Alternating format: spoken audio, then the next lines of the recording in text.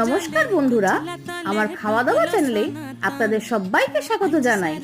আজ আমি করছি শিঙি মাছের পাতলা ঝোল। গরমকালে এই শিঙি মাছের ঝোল গরম ভাতের সঙ্গে খেতে খুবই সুস্বাদু লাগে এবং শিঙি মাছ আমাদের শরীরের জন্য খুবই উপকারীও বটে।